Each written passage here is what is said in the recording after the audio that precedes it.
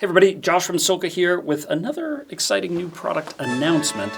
This one's maybe not as big as some of the ones we've had lately, but it's something that could change your riding experience. And that is SILCA Hold Fast Carbon Assembly Paste.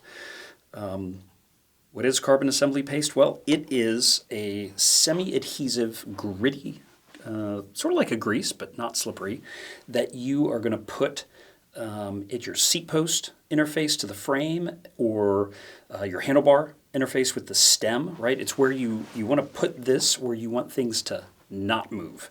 So it's kind of like that great meme on the internet, need it to move, the little flow chart, need it to move, yes, WD-40, need it to not move, yes, duct tape.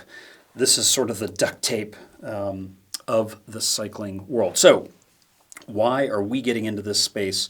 There's probably a dozen companies that make similar products already. A couple of reasons. As always, one, we saw a couple of opportunities to make it a little bit better.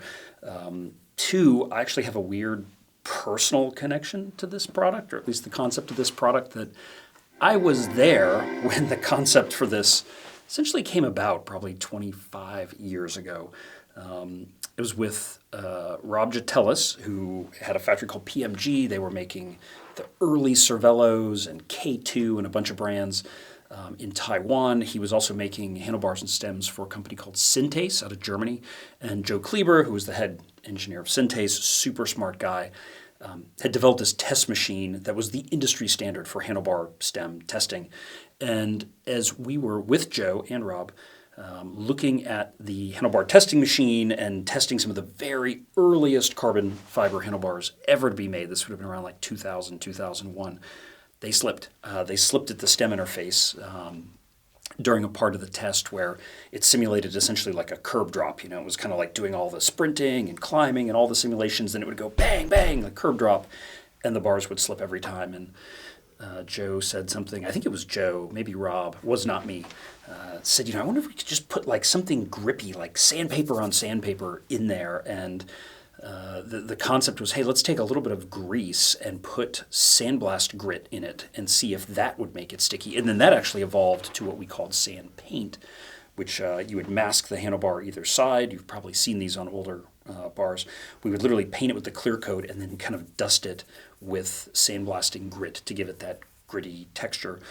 I think times have evolved, tolerances have gotten better, fits have gotten better, but we still occasionally, to quite often, need something grippy and sticky in these interfaces. So we use what they call carbon assembly paste. What makes SILCA carbon assembly paste better? Well, I'll tell you, 99% of the products on the market are a grease, right? Something supposed to be slippery that you have put either like an aluminum oxide or a glass bead, sort of a grit, something in there to give you a little bit of roughness and to give you, kind of a little bit of, when it's clamped, to increase the pressure locally to prevent slipping. Things I hate about that is, why are we putting something slippery in a place where we don't want it to slip? We're sort of, why don't we put something sticky in there?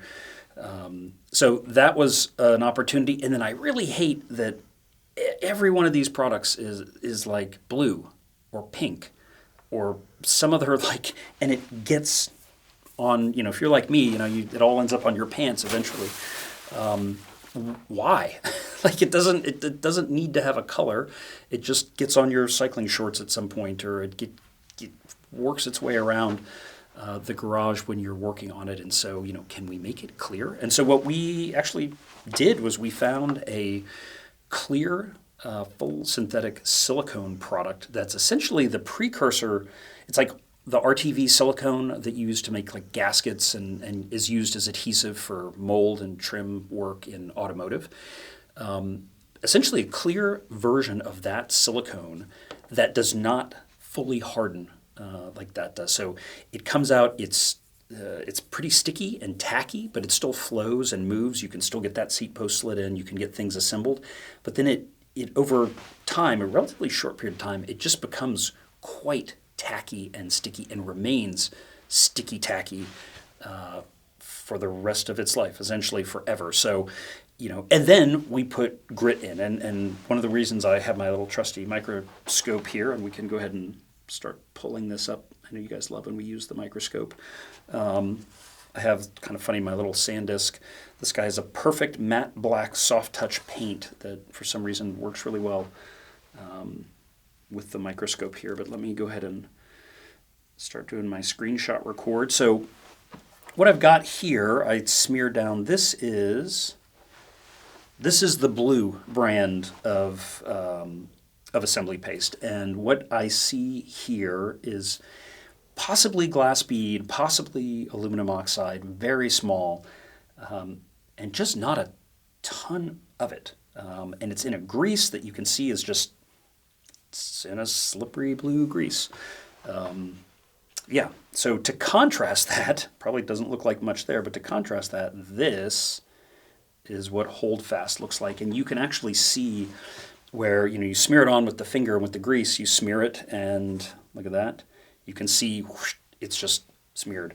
With this, you put it on, and when you go to remove your finger, it actually wants to come with you. I mean, it's like a, mozzarella cheese on the pizza that's just come out of the oven. I mean, it's sticky, and it's tackified is the word actually that the lubricant people use. So it's a highly, highly tackified, clear silicone.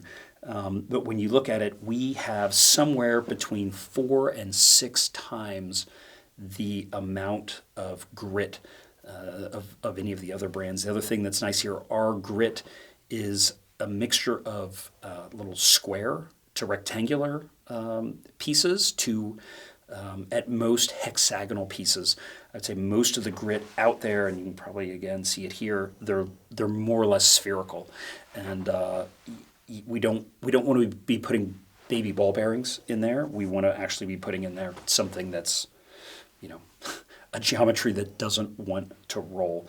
So you can kind of almost see here in the shape that the silicone, it's covering them, right? And so it makes it look a little bit rounded, but you can kind of see the way the light reflects. There's like 12 little LEDs in my microscope here, but you can see they're actually refracted through that as a more or less little square that looks like little quads. Okay, the last piece of this that I think is so important is that, a lot of people out there using carbon post in a titanium bike, an aluminum post in a titanium bike, aluminum post in a carbon bike, carbon post in an aluminum bike, you have galvanic risk, galvanic corrosion risk, right? And we've talked a lot about SILCA anti-seize, and after I make this video, I'm making a video about what to use where and when. We say, if you're going to put aluminum next to carbon, you need anti-seize because it has an incredibly high dielectric strength, and it prevents galvanic corrosion.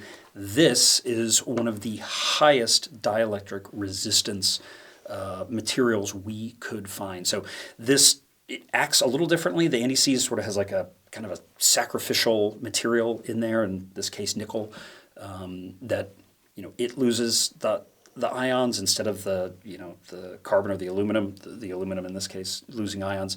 Here, this just acts as an incredibly strong resistor. And much, much better than most other greases. And then also you have the standoff power of these little silicon dioxide little cubes that are also kind of keeping a little bit of distance there.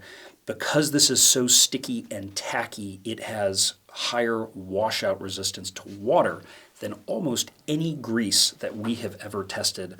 And that's essentially permanent. I mean, it just doesn't migrate. It doesn't creep out. You could be using a pressure washer at the car wash on it. It just doesn't move or wash out or allow moisture, water in there. So it's a great option also for those mixed material aluminum to carbon, aluminum titanium, and so on, sorts of interfaces. So there you have it. If you want something that is moving that you don't want to move and you want to stop it, you just use a little bit of this, bottom of the seat post, interface with the handlebar. Yeah, problem solved. What do you think? Leave your thoughts and comments below. I thank you as always for watching, and I'll see you next time.